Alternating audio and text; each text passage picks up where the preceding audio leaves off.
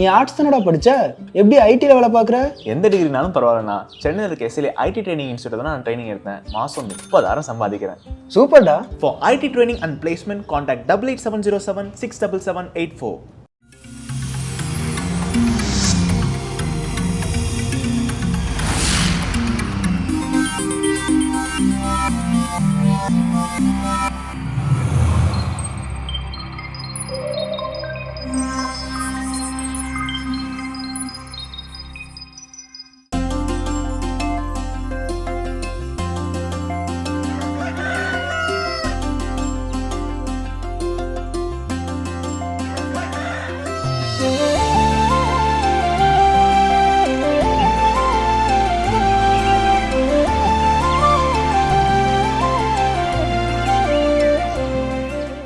தொலைக்காட்சியின் இனி உறவுகளுக்கு அன்பு வணக்கம். வணக்கம் ஜோ. வணக்கம் கல்பனா, எப்படி இருக்கிறீங்க? நான் நலமா இருக்கேன், சூப்பரா இருக்கேன், சிறப்பா இருக்கேன், அற்புதமா இருக்கேன். நீங்க எப்படி இருக்கீங்க? எல்லா நாள் போலவே இந்த நாளும் மகிழ்ச்சி உற்சாகமாக தான் இருக்கிறேன். எஸ், இறை மக்களும் உற்சாகமா இருக்கணும் அப்படின்னா ஒரு சிறந்த கதையை சொல்லுங்க. ஸோ இன்னைக்கான கதை என்ன அப்படின்னு பார்த்தீங்கன்னா, ஒரு சர்ச் ஃபாதர். அப்போ அவர் புதுசாக அந்த பங்குக்கு என்ன பண்ணியிருக்காரு, வந்திருக்கிறாரு. வந்தோடனே எல்லாரும் அந்த மக்கள் எல்லாம் போய் சந்திச்சு அறிமுகமாக்குவாங்க இல்லையா? அந்த மாதிரி ஒரு 2 பேர் என்ன பண்ணுறாங்க, போய் ஃபாதரை பார்க்குறதுக்கு போகிறாங்க. போயிட்டு ஃபாதர் நாங்களும் இந்த பங்கில் தான் இத்தனை வருஷம் இருக்கிறோம் அப்படின்னு சொல்லிட்டு. அப்போ ஒருத்தர் சொல்கிறாரு, ஃபாதர் நான் நிறையா பாவம் செஞ்சுருக்கிறேன், எனக்கு என்ன அப்படின்னா ஒரு குறிப்பிட்ட பாவத்துலேருந்து என்னால் என்ன பண்ண முடியல, வெளியவே வர முடியல, ரொம்ப கடினப்பட்டு கஷ்டப்பட்டுட்டு இருக்கிறேன் அப்படின்ட்டு என்ன பண்ணுறாரு அவர் சொல்லி ரொம்ப ஃபீல் பண்ணுறாரு. இன்னொருத்தர் வந்து அவர் என்ன சொல்றாரு, ஃபாதர் இவன மாதிரிலாம் நான்லாம் கிடையாது, அப்பப்போ சின்ன சின்ன போய் சொல்லுவேன், சின்ன சின்னதாக கோவப்படுவேன், அவ்வளோதான், சின்ன சின்ன பாவங்கள் தான் செய்வேனே தவிர இவன் அளவுக்குலாம் பெரிய பாவம்லாம் நான் என்ன பண்ணுறது செய்யறதில்ல. சரி, ஓகே, 2 பேரும் அந்த இதுலேருந்து விடுபடணும்னு நினைக்கிங்களா, என்ன ஐடியா அப்படின்னு. ஆமாம், ஏதாவது ஒரு ஐடியா இருந்தால் சொல்லுங்க அப்படின்னா. சரி, அப்போ என்ன பண்ணு, ஒரு பெரிய சாக்கு மூட்டை என்ன பண்ணுங்க நீ எடுத்துக்கோ. அந்த சாக்கு மூட்டையில் எங்கெங்கெல்லாம் இப்போ ஒரு அளவுக்கு பெரிய கற்கள் தெரியுதோ அந்த கற்களை என்ன பண்ண அந்த சாக்கு மூட்டையில் அள்ளி எடுத்துட்டு வா அப்படின்னு சொல்லி அனுப்பி விடுவார். யார்கிட்ட? இந்த சின்ன சின்ன பொய் சொன்னேன், சின்ன சின்ன கோவப்பட்டேன் அப்படின்னு சொன்னாலே அவங்ககிட்ட. இன்னொருத்த நான் ரொம்ப பெரிய பாவமாக செஞ்சேன் அப்படின்னு சொன்னாலே அவன்கிட்ட போயிட்டு நீ என்ன பண்ண, ஒரு பெரிய பாறாங்கெல்லாம் என்ன பண்ணுவா தூக்கிட்டு வா அப்படிங்கிற. 2 பேரும் போகிறாங்க. போய் இவர் ஒரு பெரிய பாறாங்கெல்லாம் தேடி கண்டுபிடிச்சு என்ன பண்ணுற, அவ்வளோ தூக்க முடிஞ்ச அளவுக்கு ஒரு பெரிய பாறாங்களை என்ன பண்ணுறா தூக்கிட்டு வராரு. இவன் இந்த சாக்கு பையில எவ்வளோ தன்னால் தூக்க முடியுமோ அந்த அளவுக்கு என்ன பண்ணுறான், சின்ன சின்ன கற்களாக போட்டு என்ன பண்ணுறான் தூக்கிட்டு வரான். ஃபாதர் எடுத்துகிட்டு வந்துட்டான். ஃபாதர் என்ன சொல்லுங்கள் ஃபாதர் அப்படின்னா. சரிப்பா, நீ அந்த பெரிய பாறாங்களை எங்கே எடுத்து அங்கேயே கொண்டு போய் வச்சுட்டு வந்துரு. நீ இந்த கல்லெல்லாம் எங்கெங்கெல்லாம் எடுத்தியோ அங்கெல்லாம் கொண்டு போய் கரெக்டாக என்ன பண்ணு போட்டு வந்துரு. ஸோ அப்போ அவரை சொல்கிறேன், ஃபாதர் அந்த ஆளு பெரிய பாவம், ஓகே கொண்டு போய் என்ன பண்ணலாம் வச்சிடலாம், இது எங்கெங்க எடுத்தேன்னு எனக்கு எப்படி ஞாபகம் இருக்கும். ஸோ அப்போ பாவத்தில் சின்னது பெருசு அப்படிங்கிறதுலாம் இல்லை. நம்ம மனம் திருந்தணும் அப்படின்னு நினைக்கிறது ஃபர்ஸ்ட் விஷயம். அதற்காக மனம் வருந்துவது, அதற்கான மாற்றத்தை நோக்கிய பயணம் செய்வது அப்படிங்கிறதா ரொம்ப ரொம்ப முக்கியம். நான் சின்ன பொய் தானே சொன்னேன், நான் சின்ன கோவம் தானே பட்டேன் அப்படின்னா அது எங்கே எப்போ பண்ணோன்னு யாருக்குமே ஞாபகம் இருக்காது. அது பின்னாலே நமக்கு என்ன பண்ணுவோம், பெரிய பிரச்சனையாக வந்து நிற்கும். நான் சின்ன பாவம் செஞ்சிருக்கேனா பெரிய பாவம் செஞ்சிருக்கேனா அப்படின்றதுலாம் கிடையாது. ஆக மொத்தத்தில் பாவம் செஞ்சிருக்கேனா அது எப்படிப்பட்ட பாவம்ன்றது தான் பார்க்க வேண்டியது இருக்கு. ஸோ இது ஒரு நல்ல ஒரு மனமாற்றம் கொடுக்கும் இந்த ஒரு அற்புதமான கதை. இந்த கதையோட நம்ம இந்த நாள் ஆரம்பிச்சிடலாம். இப்போ ஆலய தரிசனம் பார்க்கலாம்.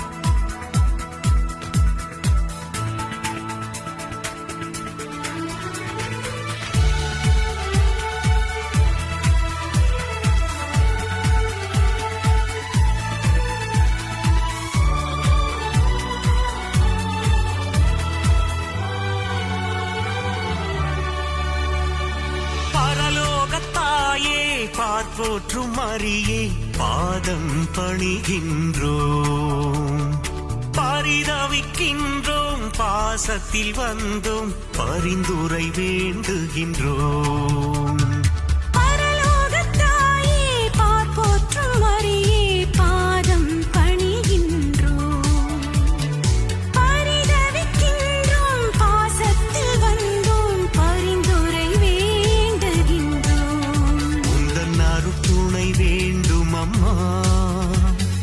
ஆதரவு தேவையம்மா, உந்தன் அருட்துணை வேண்டும் அம்மா, ஆதரவு தேவை.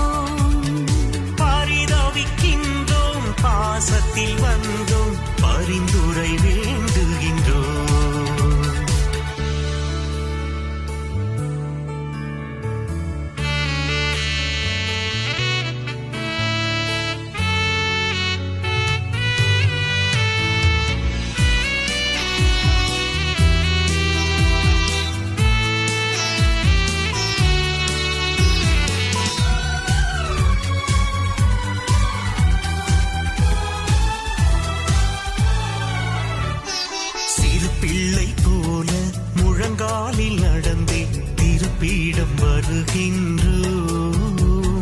ஜபமாலை ஏந்தி திருமாலை சொன்னோம், அருள் மழை பொழியும் அம்மா.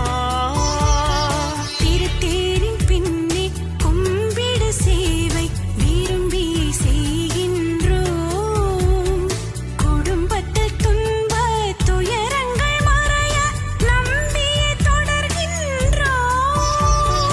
பரலோகத்தாயே கரம் ஏந்தி வந்தோம். பரலோகத்தாயே கரம் ஏந்தி வந்தோம், வரம் தர வாரும் அம்மா. பரலோகத்தாயே பார்ப்போற்றும் மரியே பாதம் பணிகின்றோம். பரிதவிக்கின்றோம், பாசத்தில் வந்தோம், பரிந்துரை வேண்டுகின்றோம்.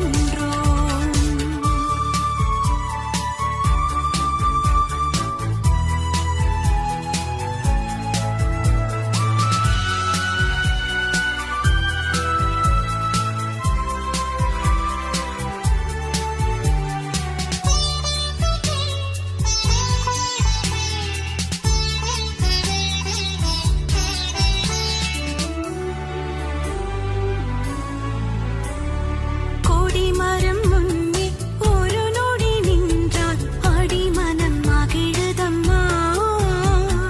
புதுமை கிணற்றடி படியினில் நனைந்தால் நுகத்தடி இறங்குதம்மா. தேரடி திருப்பலி முடியும் முன்னே வாழ்க்கை வெடியுதம்மா. வேண்டுதல் முடிந்து இல்லம் சென்றால் நல்லது நடக்குதம்மா. பரலோகத்தாயே கரம் ஏந்தி வந்தோம். பரலோகத்தாயே கரம் ஏந்தி வந்தோம், வரம் தர வாரும் அம்மா. அற்புதமான சிறப்பான ஆலய தரிசனம் நாம் கண்டு கழித்தோம் என்றே சொல்லலாம். இன்றைய நாள் இன்றைய கடவுள் வணக்கம் தளத்திலிருந்து என்ன கற்றுக்கொள்ள போகிறோம்? ஸோ என்னன்னா லைஃப்பில் எல்லாருக்குமே இப்படிப்பட்ட ஒரு சூழ்நிலை இருக்கும். என்ன அப்படின்னா லைஃப் முடிஞ்சு போச்சு, அவ்வளோதான், இதுக்கு மேலே என்னால் எதுவுமே செய்ய முடியாது அப்படின்ட்டு எவ்வளோ விஷயங்கள் சொல்வதற்கான நாட்கள் இருந்திருக்கலாம், நடந்திருக்கலாம், இல்லை நடந்துக்கிட்டு இருக்கலாம். இனி வரும் காலங்கள் கூட என்ன பண்ணலாம், நடக்கலாம். ஸோ அந்த கிராமர் கிளாஸ் மாதிரி தான், past tense, present tense and future tense எதெல்லாம் நாளும் இருக்கலாம். ஸோ அப்போ அந்த சூழலில் நான் கம்ப்ளீட்டாக ப்ரோக்கன் ஆகி நான் முற்றிலுமாக உடைந்து போய் என்னால் எதுவுமே செய்யலை, என்னால் எதுவுமே செய்ய முடியலை அப்படிங்கிற நிலையில் நான் இருக்கின்ற பொழுது நினைவில் வைத்துக் கொள்ள வேண்டிய சில விஷயங்கள் என்னென்ன, அதுதான் எனக்கு என்ன பண்ணுறோம் தெரிஞ்சுக்க போகிறோம். இந்த விஷயங்கள் நம்ம என்ன பண்ணுவோம், கண்டிப்பாக அந்த உட்கார்ந்து இருக்கக்கூடிய முடங்கிய நிலையிலிருந்து நம்ம என்ன பண்ணுவோம், மேலெழுப்பி கொண்டு வரும். அப்போ அந்த முதல் விஷயம் நம்ம எப்பவும் மைண்டில் ஞாபகம் வச்சுக்கணும், நான் வாழ்வின் கடினமான தருணத்தை நான் கடந்து கொண்டிருக்கிறேன், அனுபவிச்சுக்கிட்டு இருக்கிறேன் அப்படின்னா ஒரு விஷயத்தை ஞாபகம் வச்சுக்கோங்க, இது உங்கள் வாழ்க்கையின் ஒரு பகுதி தானே தவிர இது உங்கள் முழுமையான வாழ்க்கை அல்ல. ஸோ அப்போ அந்த இது எப்போனாலும் மாறுது, எப்போனாலும் என்ன ஆகும், நிறைவுக்கு வரும், எப்போனாலும் இது முடிவுக்கு வந்துடும். அப்போ முடிவுக்கு வந்ததுக்கப்புறம் அந்த முடிவு நமக்கு நல்ல ஒரு பாடத்தை என்ன பண்ணியிருக்கும், கற்றுக் கொடுத்துருக்கும். ஒன்று அது மகிழ்ச்சியான பாடமாக இருக்கும், இல்லை அது அனுபவ பாடமாக என்ன பண்ணும் இருக்கும். அனுபவ பாடமாக இருந்தால் அந்த அனுபவ பாடம் பின்னாலே நமக்கு என்ன பண்ணும், மகிழ்ச்சியை பெற்றுத்தரும்.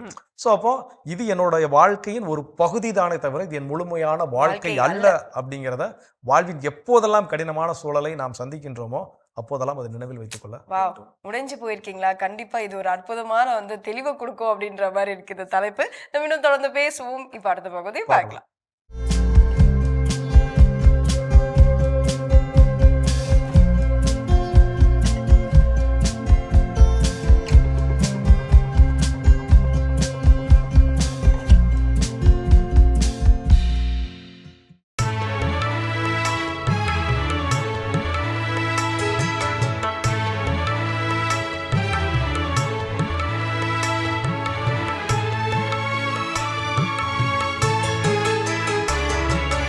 ஆண்டவரை முன்னிட்டு என் இதயம் மகிழ்கின்றது மகிழ்கின்றது. ஆண்டவரை முன்னிட்டு என் இதயம் மகிழ்கின்றது மகிழ்கின்றது.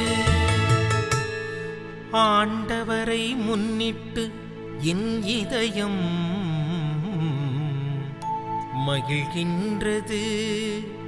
ஆண்டவரில் என் ஆற்றல் உயர்கின்றது. என் வாய் என் எதிரிகளை பழிக்கின்றது. ஏனெனில் நான் நீரளிக்கும் மீட்பில் களிப்படைகின்றேன்.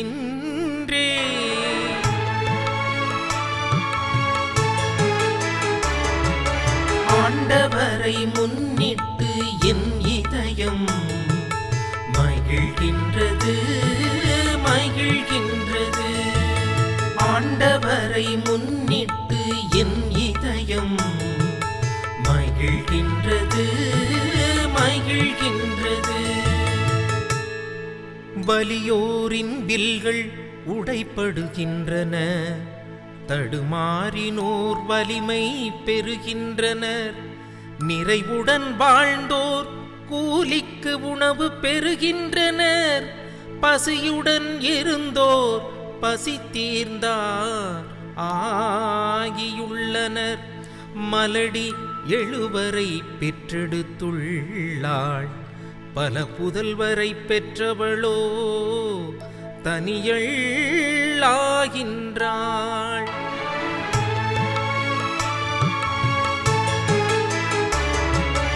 ஆண்டவரை முன்னிட்டு என் இதயம் மகிழ்கின்றது, மகிழ்கின்றது. ஆண்டவரை முன்னிட்டு என் இதயம் மகிழ்கின்றது, மகிழ்கின்றது. ஆண்டவர் கொல்கிறார், உயிரும் தருகின்றார். பாதாளத்தில் தள்ளுகிறார், உயர்த்துகின்றார்.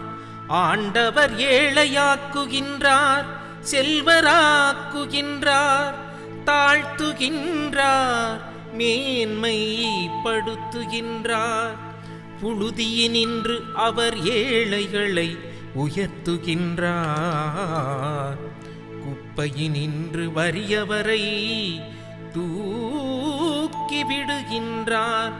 உயர்குடியினரோடு அவர்களை அமர்த்துகின்றார். உயர்குடியினரோடு அவர்களை அமர்த்துகின்றார்.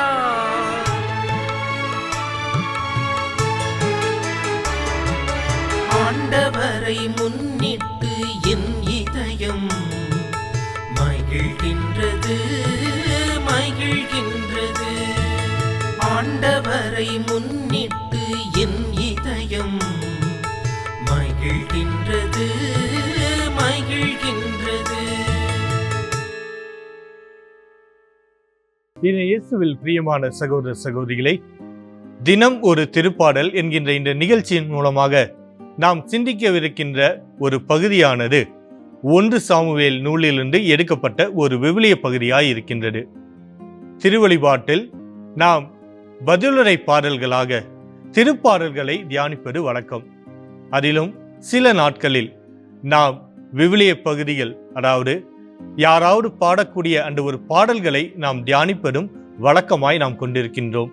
அப்படி இன்றைய நாளிலே நாம் சிந்திக்கவிருக்கின்ற பாடல் அன்னாவினுடைய பாடல். சாமுவேலின் தாயாகிய அன்னா சாமுவேலை பெற்றெடுப்பதற்காக கடவுளை புகழ்ந்து பாடக்கூடிய ஒரு பாடலாக இந்த ஒரு பகுதியாண்டு இருக்கின்றது. ஆண்டவரை முன்னிட்டு என் இதயம் மகிழ்கின்றது என்று அவர் பாடுகின்ற இந்த வேளை நமக்கும் இது புதிய ஏற்பாட்டிலே அன்னை மரியாள் பாடிய அந்த பாடலை நினைவுபடுத்துவதாக இருக்கின்றது. இந்த 2 பாடல்களையும் நாம் பார்க்கின்ற போது, அன்னாவினுடைய பாடலையும் அன்னை மரியாவினுடைய பாடலையும் பார்க்கின்ற போது, இந்த 2லுமே அநேக ஒற்றுமைகளை நம்மால் பார்க்க முடிகின்றது. இந்த 2 பாடல்களுடைய பின்னணியை நாம் பார்க்கின்ற போதும் கூட, தான் பெற்றெடுக்க போகக்கூடிய அந்த ஒரு குழந்தைகளுக்காக கடவுளை புகழ்ந்து பாடக்கூடிய பாடல்களாக இந்த 2 பாடல்களுமே அமைவதை நம்மால் பார்க்க முடிகின்றது. அன்னாவினுடைய பாடலை நாம் இன்றைய நாளிலே சிறப்பாக பார்ப்போம். அன்னா தான் வயது முன்னிட்ட காலத்திலே தனக்கு இன்னும் குழந்தை பிறக்கவில்லையே என்று சொல்லி வருந்தி கடவுளிடம் மன்றாடிய போது, அந்த வருத்தத்தை போக்கக்கூடியதாய் கடவுள் அவருக்கு குழந்தை செல்வத்தை கொடுக்கின்றார். அந்த குழந்தையை கடவுளுக்கே அவர் காணிக்கையாக ஒப்புக் கொடுக்க கோவிலுக்கு கொண்டு வருகிற போது கடவுளை புகழ்ந்து பாடக்கூடிய ஒரு பாடலாக தான் இன்றைய பாடல் அமைக்கப்பட்டிருக்கின்றது. இந்த 2 நபர்களிடமும், அன்னாவிடமும் அன்னை மரியாளிடமும் நாம் ஒரு அழகான ஒரு விஷயத்தை நம்மால் பார்க்க முடியும். இந்த இருவருடைய குழந்தைகளும் ஒரு புதியதோர் அரசாட்சியை ஏற்படுத்தக்கூடிய ஒரு மக்களாக இவர்கள் இருக்கின்றார்கள். சாமுவேலின் மூலமாக கடவுள் அந்த இஸ்ரேல் மக்களுக்கு புதியதோர் அரசாட்சியை, சவுல் என்கின்ற அரசர் மூலமாக அந்த மக்களை ஆளக்கூடிய ஒரு அரசரை கடவுள் சாமுவேல் வழியாய் கொடுக்கின்றார். அதே போல அன்னை மரியாளுடைய இடம் பிறந்த ஆண்டவர் இயேசு கிறிஸ்துவிடமிருந்து கடவுளின் அரசு இந்த உலகிலே வருவதற்கு அவரை ஒரு மீட்பராக, ஒரு மெசியாவாக கடவுள் அனுப்புகின்றார். இப்படியாக இந்த 2 நபர்களும், சாமுவேலும் ஆண்டவர் இயேசு கிறிஸ்துவும், இந்த மக்களுக்கு புதியதோர் அரசை கொண்டு வரக்கூடிய நபர்களாக இருப்பதை நாம் பார்க்க முடிகின்றது. எனவே இவர்களுடைய பெற்றோர்கள், குறிப்பாக இவர்களுடைய தாயார்கள் பாடிய இந்த ஒரு பாடலும் அந்த கடவுளுடைய அரசு எவ்வளவு வல்லமை நிறைந்த ஒரு அரசாய், எவ்வளவு கடவுளுடைய அன்பை மக்களுக்கு கொண்டு வரக்கூடிய ஒரு அரசாய் இருக்கும் என்பதனை சுட்டிக்காட்டுவதாக இந்த ஒரு பாடலை நம்மால் பார்க்க முடிகின்றது. அண்ணாவின் பாடலை நாம் பார்க்கின்ற போது, அண்ணா கடவுள் தனக்கு கொடுத்த அந்த செல்வத்திற்காக, குழந்தை செல்வத்திற்காக நன்றி மட்டும் செலுத்தாமல், கடவுள் எப்பேற்பட்ட ஒரு அரசாட்சியை இந்த மக்களுக்கு கொடுக்க இருக்கின்றார் என்பதனையும், அவருடைய அரசில் இருக்கக்கூடிய வலியோருக்கு அவர் இரக்கம் காட்டுவராகவும், இருக்கக்கூடிய ஏழை எளிய மக்களுக்கு உதவி செய்யக்கூடியவராகவும் இருப்பார் என்பதனை நமக்கு தெள்ளத் தெளிவாய் காட்டுகின்றார். இவருடைய பாடலை நாம் பார்க்கின்ற போது நாமும் கடவுளுடைய அந்த ஒரு அன்பையும் அவருடைய இரக்கத்தையும் பெற்று அவருக்கு நன்றி செலுத்தக்கூடிய ஒரு அழைப்பாக இந்த ஒரு பாடல் இருப்பதை நம்மால் பார்க்க முடிகிறது. இந்த ஒரு பாடலை இன்னும் அதிகமாக நாம் பார்க்க வேண்டும் என்று சொன்னால், விவிலிய அறிஞர்கள் இதனை இந்த ஒரு உவமையாக தான் நமக்கு சொல்லித் தரார்கள். அண்ணா தான் பெற்றெடுத்த அந்த குழந்தையை கடவுளுக்கு காணிக்கையாக கொண்டு வரும்போது பாடப்பெற்ற ஒரு பாடல் மட்டுமல்ல, இது ஒரு உருவகமாக இஸ்ரேல் என்கின்ற நாடு ஒரு பெண்மணியாக, அந்த இஸ்ரேல் என்கின்ற நாடு விடுதலை அடைந்து கடவுளுடைய அரசாட்சியை சுவைக்கின்ற போது பாடுகின்ற ஒரு பாடலாக தான் இந்த ஒரு பாடல் இருக்கலாம் என்று சொல்லி விவிலிய அறிஞர்கள் நமக்கு எடுத்து காட்டுகின்றார்கள். இப்படியாக கடவுளுடைய அரசின் கீழ் நாம் இருக்கின்ற போது, அவருடைய அரசாட்சிக்குட்பட்ட ஒரு மக்களாக நாம் வாழுகின்ற போது, அது எப்பேற்பட்ட ஒரு அன்பையும் பிறருக்கு நமக்கும் இருக்கக்கூடிய அந்த வேற்றுமைகளை கலைந்து ஒரு ஒற்றுமையை வெளிப்படுத்தக்கூடிய ஒரு அரசாக இருக்கும் என்பதனையும் நமக்கு தெள்ளத் தெளிவாய் காட்டுவதாக இந்த ஒரு பாடல் நமக்கு படம் எடுத்து காட்டுகின்றது. எனவே இன்றைய நாளிலே இந்த ஒரு மனநிலையோடு நாம் ஜெபிப்போம். ஆண்டவரே, நீர் உம்முடைய அரசை எங்கள் மீது பொழிய வேண்டும் என்று சொல்லி நாம் ஜெபிப்போம். அன்பின் ஆண்டவரே, இதோ நீர் எங்கள் ஒவ்வொருவருக்கும் ஒரு அரசராக எங்களை வழிநடத்தக்கூடியவராய் இருக்கின்றீரே, அதற்காக உமக்கு நன்றி கூறுகின்றோம். உமது அரசுக்குரிய மக்களாய், உமது அரசை மற்றவர்களுக்கு எடுத்து காட்டக்கூடிய பிள்ளைகளாய் நாங்களும் வாழ நீர் எங்களை வழிநடத்துவீராக. எங்கள் ஆண்டவராகிய கிறிஸ்து வழியாக உம்மை மன்றாடுகின்றோம். ஆமீன். சிறப்பான தினம் ஒரு திருப்பாடல் பகுதி பார்த்துட்டோம். எனக்கான திருப்பாடலும் கேட்டாச்சு. அதோட எனக்கு பேசிட்டு இருக்கிறோம், வாழ்வில் உடைந்து விட்ட தருணங்களில் நாம் நினைவில் வைத்திருக்க வேண்டிய விஷயங்கள் என்னென்ன அப்படின்னு பேசிட்டு இருக்கோம். அதில் அடுத்ததான் என்ன சொல்றாங்க? கண்டிப்பா வாழ்க்கையில உடைஞ்சு போய் நம்ம ஒரு இடத்துல உட்காந்துட்டு இருக்கோம் அப்படின்னா ஏதோ ஒரு பிரச்சனைகளை குறித்து தான் நம்ம உட்காந்துட்டு இருப்போம் இல்லையா? சரி, இப்படி ஆயிடுச்சு, நம்ம எதிர்பார்க்காத நேரத்துல இப்படின்னா நடந்துருச்சு அப்படின்னு சொல்லிட்டு நம்ம அதனை குறித்தே அப்படியே நம்மளுடைய எல்லா லைஃபே நம்ம போயிடுச்சு அப்படின்னு சொல்லிட்டு உடைந்து போயிருப்போம். அது ஒரு பெரிய பிரச்சனையாவே நம்ம நினைச்சிட்டு அவ்வளவுதான் வாழ்க்கை முடிஞ்சு போயிடுச்சுன்னு உட்காந்துட்டு இருக்க தருணத்துல இப்படியும் சிந்தித்து பாருங்கள். இந்த பிரச்சனைக்கு முன்னாடி, அதாவது இப்படிப்பட்ட பிரச்சனை நடக்கிறதுக்கு முன்னாடி இதை விட ஒரு பெரிய பிரச்சனை நான் தாண்டியே வந்திருக்கேன், அதையே நான் ஃபேஸ் பண்ணிருக்கேன், இதெல்லாம் என்னடா பிரச்சனை அப்படின்னு நினைச்சு பாருங்க. கண்டிப்பா தான் சொல்லுவாங்க, உலகில் மிகப்பெரிய தைரியசாலி யார், உலகில் மிகப்பெரிய அந்த தைரியம் அப்படிங்கிறதுக்கு அடையாளமா எதை சொல்லுவாங்க அப்படின்னு பாத்தீங்கன்னா, முதல் பிரசவத்தில் அந்த பிரசவ வேதனை என்ன என்பதை அறிந்த பிறகு இரண்டாவது பிரசவத்திற்கு தயாராக இருக்கக்கூடிய மனநிலை இருக்கக்கூடிய ஒவ்வொரு பெண்ணுமே, அந்த தாய் எல்லாருமே என்ன அப்படின்னா தைரியத்திற்கு உதாரணமானவர்கள் அப்படிம்பாங்க. ஏன்னா அந்த வலி வேதனை என்னங்கிறது அவங்களுக்கு என்ன தெரியும். இருந்தும் அப்போ இரண்டாவது ஒரு உயிரை இந்த உலகத்திற்கு கொண்டு வருவதற்கு அவங்க என்ன பண்றாங்க, துணிச்சலோடு இருக்காங்க இல்லையா? ஸோ அப்போ அந்த தைரியம், அப்போ ஏற்கனவே என்னால் கடந்து வந்திருக்கிறேன் அப்படிங்கிற விஷயத்தை நான் உணர்ந்திருக்கின்ற பொழுது, இப்போது நான் கடந்து கொண்டிருக்கக்கூடிய இந்த பிரச்சனை எனக்கு ஒரு பொருட்டாவே என்னாகாது, தெரியாது, இதுவும் கடந்து போகும். சிறப்பு. இன்னும் இது போல வர விஷயம் இருக்குங்கிறத தொடர்ந்து பேசலாம்.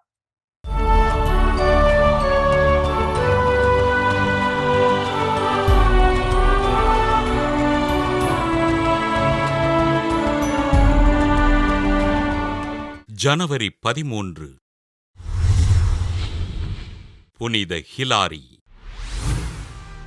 பிரான்ஸ் நாட்டில் பாய்டியாஸ் பகுதியில் வாழ்ந்த கிறிஸ்தவர் அல்லாத பெற்றோருக்கு கிபி 300ஆம் ஆண்டு பிறந்தார் ஹிலாரி.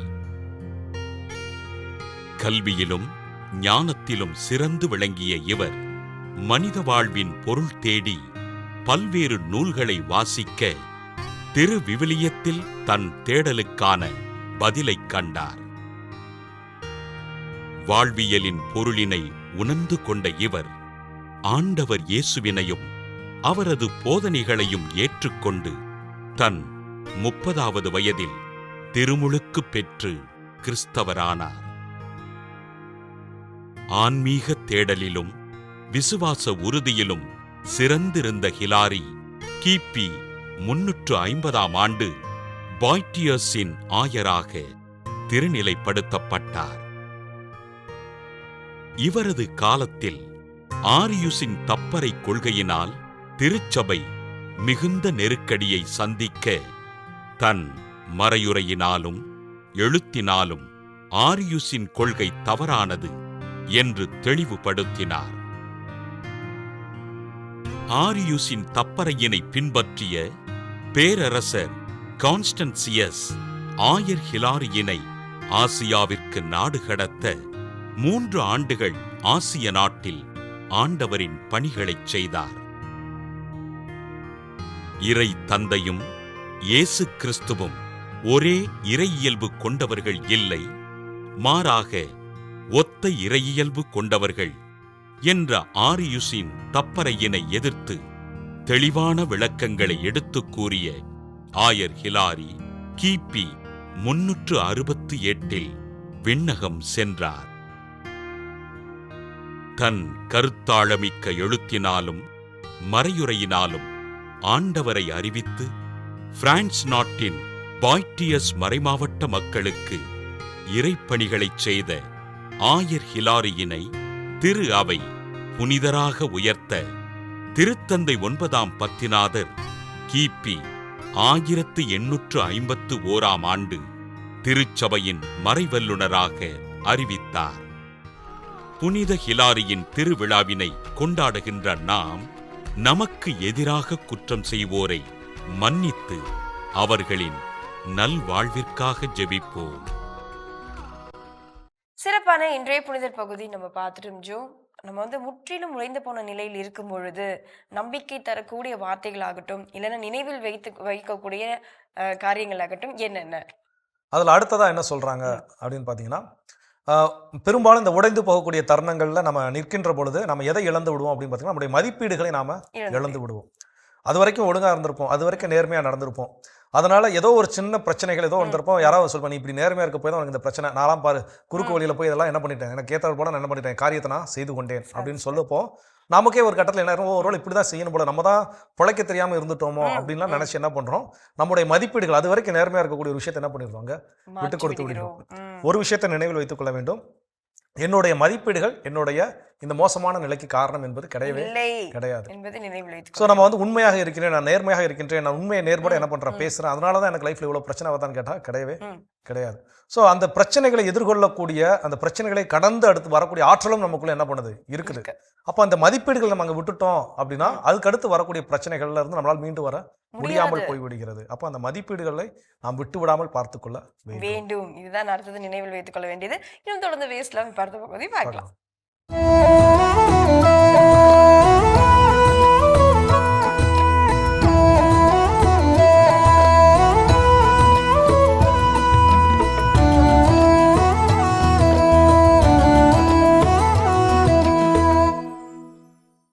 ஒன்று விடாமல் படைத்துவிட்ட கடவுள் ஓய்வெடுக்க போனார். அப்போது அவர் மனதில் ஓர் எண்ணம் உதித்ததாம். படைப்புக்கெல்லாம் முத்தாய்ப்பான படைப்பு ஒன்றை படைக்க வேண்டும், அந்த படைப்பை பார்த்து விண்ணகமே வியக்க வேண்டும். அப்படி ஒரு படைப்பை படைத்தே விட்டார் கடவுள். பூமியில் ஒரு வீட்டில் அதை நடமாட விட்டார். அந்த படைப்பின் பெயர்தான் தாய், அம்மா. வருடங்கள் சில ஆயின. அந்த உன்னத படைப்பை பார்க்க பூமிக்கு வந்தார் கடவுள் ஆர்வத்தோடு. அந்த வீட்டிலே தன் பிள்ளைகளுக்காக ஓடி ஆடி வேலை செய்து கொண்டிருந்தது அந்த படைப்பு. உன்னத படைப்பின் ஓயாத உழைப்பை பார்த்து பெருமிதத்தில் மிதந்தபடி வரம் தர விரும்பினார் கடவுள். தாயே, தங்களுக்கு என்ன வேண்டும்? கேளுங்கள், எந்த வரம் வேண்டுமானாலும் தருகிறேன். கேட்டாள் தாயார். கடவுளே, என் பிள்ளைகளுக்கு பணி செய்ய இந்த 2 கைகளும் போதவில்லை, இன்னும் 2 தாருங்கள். தந்தார், போனார். இன்னும் சில வருடங்கள் உருண்டோடின. மீண்டும் அந்த தாயை பார்க்க வந்தார் கடவுள். முன்பை விட இன்னும் மும்முரமாக வேலை செய்து கொண்டிருந்தது அந்த படைப்பு தன் பேர பிள்ளைகளுக்காக. வந்து நின்ற கடவுளை கூட கவனிக்க அதுக்கு நேரமில்லை. அடுத்த வரம் தர தயாராய் நின்றவரிடம் விண்ணப்பித்தாள் தாய். கடவுளே, என் பேர பிள்ளைகளுக்கு ஓடியாடி சேவை செய்ய இந்த 2 கால்கள் போதவில்லை, இன்னும் 2 தாருங்கள். தாய்மையின் தூய்மையை பாராட்டியபடி வரம் தந்துவிட்டு மறைந்து விட்டார். மேலும் வருடங்கள் சில வழிந்தோடின. முத்தாய்ப்பான தனது படைப்பை சக கடவுளர்களுக்கு காட்ட விரும்பினார் கடவுள். புடை சூழ பூமிக்கு வந்தார். அந்த வீட்டை அடைந்தார். அங்கே காத்திருந்தது கடவுளுக்கு பேரதிர்ச்சி. தாய், அது உன்னை போன்றதொரு இன்னொரு வரவு அல்ல, வரம். அவளை விட அதிசயம் உண்டோ? மிச்சம் வைக்காம சாப்பிட வைக்கிறது அம்மாதான், மிச்சம் வச்சதை சாப்பிட்றதும் அம்மாதான். பாவத்தை தொலைக்க எங்க வேணாலும் போங்க, ஆனா புண்ணியத்தை சம்பாதிக்கணும்னா தாய் தந்தையை மட்டும் தொலைச்சிடாதீங்க. அருமையான கதைகள் 1000 பகுதி பார்த்துட்டோம். இன்னைக்கான கதையும் சிந்தனையும் கேட்டாச்சு. அதோட நம்ம இன்னைக்கு பேசிட்டு இருக்கிறோம் வாழ்வில் உடைந்து போன தருணங்களில் நாம் நினைவில் வைத்துக் கொள்ள வேண்டிய விஷயங்கள் என்னென்னு சொல்லி அதில் அடுத்தது என்ன சொல்றாங்க. கண்டிப்பா இது வந்து ஒரு ரெஸ்ட் எடுக்கக்கூடிய ஒரு காலம், இல்லை ரெஸ்ட் எடுக்கக்கூடிய நம்மளுக்கு ஒரு நேரம் கிடைச்சிருக்கு அப்படின்னு சொல்லிட்டு அதை நம்ம அழகாக பயன்படுத்திக்கலாம் அப்படின்ற மாதிரி நினைவில் வச்சுக்கோங்க. என்ன அப்படின்னா, இப்போ ஒரு பிரச்சனைகள் அப்படி குறித்து நம்ம வந்து ஒரே இடத்துல உட்காந்துட்டோம், ஓகே நம்மளுக்கு அந்த இடத்துல அழுகணும்னு தோணுதா, அதுக்கு டைம் கிடைச்சிருக்கா, அழுதுடலாம். இல்லை அந்த இடத்துல நம்மளுக்கு வந்து ரெஸ்ட் எடுக்கிறதுக்காக டைம் கிடைச்சிருக்கு அப்படின்னா ரெஸ்ட் எடுத்துக்கலாம். ஸோ இதனை கடந்து, இந்த பிரச்சனைகளை கடந்து நம்ம அடுத்த நிலைக்கு போகலாம் அப்படின்ற நம்பிக்கையோடவே இதை நம்ம செய்யலாம். நிச்சயமா நீங்கள் இதை சொல்லும்போது கல்லூரியில் படிச்சுட்டு இருக்கும்போது எங்களுடைய பேராசிரியர் ஒருத்தர் என்ன பண்ணுவாங்கன்னா, எப்போவுமே அந்த மேகசின் கமிட்டியில் போடுவாங்க. ஒரு வருஷம் அவர் என்ன பண்ணல, போடலை. நாங்களாம் ரொம்ப கோபமாகி போயிட்டோம். எப்படி அவர் மேகசின் கமிட்டியில் நீங்கள் போடாமல் விடலாம் அப்படின்னு சொல்லிட்டு நாங்கள் சண்டைக்கு பிறகு அவரை கூப்பிட்றோம். சார் வாங்க வந்து என்னன்னு வந்து கேளுங்க. அவர் சொல்ல, இந்த வருஷம் ஒரு வருஷமாக என்னை நிம்மதியாக இருக்க விடுங்கடா, ரெஸ்ட் எடுக்க விடுங்கடா அப்படின்னு. ஸோ இப்போ சில விஷயங்கள் நடக்கலை, நமக்கு ரெகுலராக நடக்கக்கூடிய விஷயங்கள் நடக்கலைன்னா அது இப்படி கூட பெர்ஸ்பெக்டிவ் என்ன பண்ணலாம், பார்த்து கற்றுக்கொள்ளலாம். ஸோ அந்த வகையில் இதை நாம் நினைவில் வைத்துக்கொள்ளும். இன்னும் வேற எந்த விஷயம் இருக்குங்கிறத தொடர்ந்து பேசலாம்.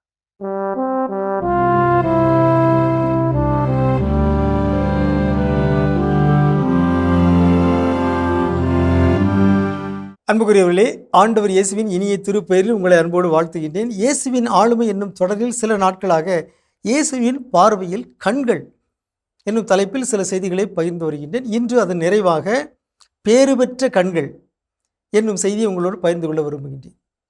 உண்மையில் அன்புக்குரியவர்களே, நாம் அனைவருமே பேறு பெற்றவர்கள். யாரெல்லாம் பார்க்க முடிகிறதோ அவர்கள் பேறு பெற்றவர்கள். இந்த உலகில் பார்க்க இயலாத சகோதர சகோதரிகள் எண்ணிலடங்காதவர்கள் உலகம் முழுவதும் இருக்கிறார்கள். வாழ்நாள் முழுவதும் பார்வையற்ற மனிதர்கள் இருக்கிறார்கள். நாமோ பார்க்க முடிகிறது. நாம் பேறு பெற்றவர்கள். எனவே இறைவனுக்கு நாள்தோறும் நாம் நன்றி செலுத்த கடமைப்பட்டிருக்கிறோம். ஆண்டவரே, இந்த கண்களுக்காக நன்றி, காதுகளுக்காக நன்றி, உதடுகளுக்காக நன்றி என்று நம் உடலின் உறுப்புகள் அனைத்திற்காகவும் கடவுளுக்கு நாம் நன்றி செலுத்த வேண்டும். நாம் இருப்பதும் இயங்குவதும் வாழ்வதும் இறைவனுடைய அருளாலே தான். இரண்டாவதாக,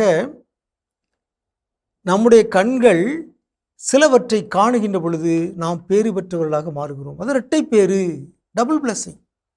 பார்க்கிறதே ஒரு பேரு. அந்த பேற்றில் சிலவற்றை நாம் பார்க்கின்ற பொழுது அது இரட்டிப்பு மகிழ்ச்சியை, ஆசிகளை தருகிறது. மத்தேயு நற்செய்தி 13:16 நாம் வாசிக்கின்றோம். இயேசு சொல்கிறார், உங்கள் கண்களோ பேறு பெற்றவை, பேறு பெற்ற கண்கள், ஏனெனில் அவை காண்கின்றன, காண விரும்பியும் அவர்கள் காணவில்லை. இயேசுவின் சீடர்கள் பேறு பெற்றார்கள். இயேசுவுக்கு முன்பாக எத்தனையோ தலைமுறையினர் மெசியாவை காண வேண்டும் என்று விரும்பினார்கள், ஆனால் அவர்கள் காண முடியவில்லை. ஆனால் இயேசுவின் சீடர்கள் பேறு பெற்றவர்கள். அவர்களுடைய கண்கள் இயேசுவை கண்டன. நம்முடைய வாழ்விலும் நாம் இயேசுவை காணுகின்ற பொழுது பேறு பெற்றவர்களாக மாறுகின்றோம். எப்பொழுதெல்லாம் இறை வார்த்தையை வாசித்து அதில் இயேசுவை கண்டுகொள்கிறோமோ அப்பொழுது நாம் பேறு பெற்றவர்கள். எப்பொழுதெல்லாம் நற்கருணை அப்பத்தில் நாம் இயேசுவை காண்கிறோமோ அப்பொழுது நாம் பேறு பெற்றவர்கள். எப்பொழுதெல்லாம் இயற்கையில் இறைவனை காண்கிறோமோ அப்பொழுது நம் கண்கள் பேறு பெற்றவை. எப்பொழுதெல்லாம் நம் சகோதர சகோதரிகளில் இயேசுவை பார்க்கிறோமோ, அவருடைய புன்னகையில், அவருடைய கண்களில் அன்பை, பரிவை, பாசத்தை பார்க்கிறோமோ அப்பொழுது நாம் பேறு பெற்றவர்கள். அதற்காக கடவுளுக்கு நாம் நன்றி செலுத்த வேண்டும். உங்கள் கண்கள் பேறு பெற்றவை என்று இயேசு சொல்கின்றார். அன்புக்குரியவர்களே, மாதா தொலைக்காட்சி வழியாக இந்த நிகழ்ச்சியை பார்க்கின்ற நீங்களும் பேறு பெற்றவர்கள். உங்கள் கண்கள் பேறு பெற்றவை. காரணம், எத்தனையோ பேர் இந்த நிகழ்ச்சியை காண இயலவில்லை, காண விரும்பவில்லை. ஆனால் நீங்கள் காணுவதற்கு உங்களுக்கு கடவுள் வாய்ப்பை தந்திருக்கின்றார். உங்கள் கண்கள் பேறு பெற்றவை. எனவே நம்முடைய கண்கள் என்னும் கொடைகளுக்காக நாம் நன்றி செலுத்த வேண்டும். நல்லவைகளை, இறைவனை, இறைவனின் மேன்மையை நாம் பார்க்கின்ற பொழுது நம்முடைய கண்கள் பேறு பெற்ற கண்கள். அதற்காக நாள்தோறும் நாம் இறைவனுக்கு நன்றி செலுத்துவோமாக. உங்களுக்கு அமைதி உரித்தாகுக. மிக சிறப்பான இயேசுவின் ஆளுமைகள் பகுதி நம்ம பார்த்துட்டோம். முற்றிலும் உடைந்து போன நிலையில் இருக்கும் பொழுது நாம் நினைவில் வைத்துக் கொள்ள வேண்டிய காரியங்களில் அடுத்ததாக என்ன? ஸோ அடுத்ததாக என்ன அப்படின்னு பார்த்தீங்கன்னா, இங்கே ஒரு முறை ரெட்ரீட்டுக்கு ஃபாதர் ஜூடு வந்திருந்தப்போ ஒரு விஷயம் சொன்னார். என்ன அப்படின்னா, எல்லாம் முடிந்தது என மண்ணை பார்த்தவனை எல்லாம் விடிந்தது என விண்ணை பார்க்க வைத்தவன் இறைவன் அப்படின்னு சொல்லி. ஸோ லைஃப்பில் எல்லாமே முடிஞ்சிருச்சு அப்படிங்கிற ஒரு சுச்சுவேஷன்ஸ் கிடையவே கிடையாது. நம்ம பல நேரங்களில் சொல்லக்கூடிய விஷயம் லைஃப்ல அவ்வளோதான், எல்லாம் முடிஞ்சிருச்சு, எல்லாம் போச்சு அப்படின்னா என்ன பண்ணுறோம், சொல்லிட்டு இருக்கிறோம். அப்படி ஒரு நாள் வரவும் வராது, அப்படி ஒரு விஷயம் கிடையவும் கிடையாது. அப்போ அதை நாம் மனதில் வச்சுக்கணும். எப்பெல்லாம் உடைந்து போன தருணங்கள் இருக்கின்றனோ எல்லாமே போயிடுச்சு அப்படின்லாம் என்ன பண்ண வேண்டாம், நினைக்க வேண்டிய தேவையில்லை. இது அப்படிப்பட்ட ஒரு நாள் கிடையவே கிடையாது. நம்ம வாழ்க்கையில மட்டும் இல்லை, யாருடைய வாழ்க்கையிலும் அப்படிப்பட்ட ஒரு நாள் வரவே வராது. ஸோ ஏதாவது ஒரு விஷயம் நம்ம இழந்து போனோம் அப்படின்னா ஓகே, அது அந்த டைம், அந்த பகுதி. அதன் பிறகு அதை மீண்டும் பெற்றுக்கொள்வதற்கோ இல்லை அதை விட அதிகப்படியாக ரெட்டிப்பாக பெற்றுக்கொள்வதற்கோ ஃபியூச்சர்ல என்ன பண்ணலாம், வாய்ப்புகள். முடிவுன்னு ஒன்று இருக்குன்னு அடுத்தது தொடக்கணும் ஒன்று இருக்கும் அப்படின்ற நம்பிக்கையோடவே எழும்பும் இல்லையா? இன்னும் தொடர்ந்து பேசலாம். அடுத்த பகுதி அது முன்னாடி ஒரு சின்ன பிரேக் போயிட்டு வரலாம். ஓகே.